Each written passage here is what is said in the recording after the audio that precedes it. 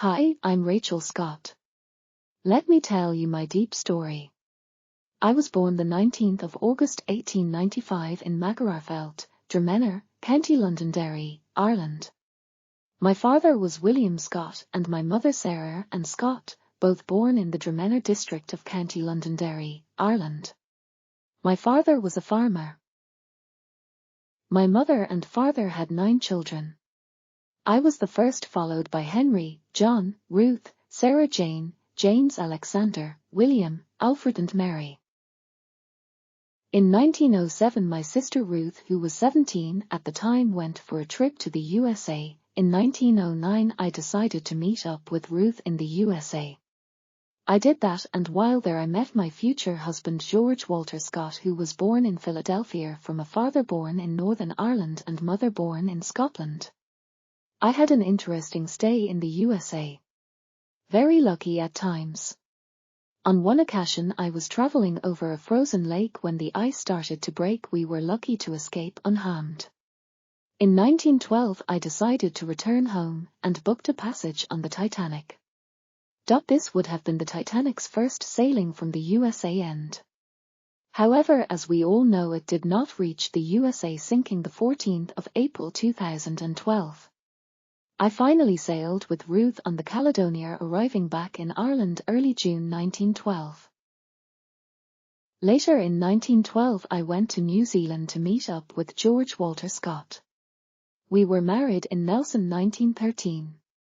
We moved to Glenhope in the Nelson province, where George worked on the railway formation. We lived in a tent for a year. We then purchased a bush-covered property in 6 Mile Valley, a few kilometers out of Murchison, a small town in an isolated area of the Nelson province. With hard work we converted the bush-covered area into a dairy farm. We had 3 children: William George, who regrettably died age 4. Samuel Henry, who married Ella Nuttall, and Rita Ruth Sophia, who married Dorset Day, known as Guy. Samuel and Ella had 4 children: Ella, George, Bruce and Rayuin. Rita had 2 girls, Janice and Robin. Also my brother James Alexander Scott emigrated to New Zealand in 1926, so we had 1 more relative in this country for company. On Monday morning the 17th of July 1929 I had put the washing out and was in the kitchen. Suddenly there was a terrific noise, and the table by which I was standing started to move. It moved across the room, taking me with it as I was hanging onto it.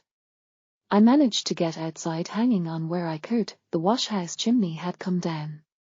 I fell flat and began crawling, hanging onto the grass to get to George, who was in the cowshed. I crossed a bridge, crawling. George was hanging onto a pole outside the shed. I hung onto his coat while we were rocked around, backwards and forwards. The hill behind our neighbour's house began to move backwards and forwards. All the trees came down. I thought, this is the end.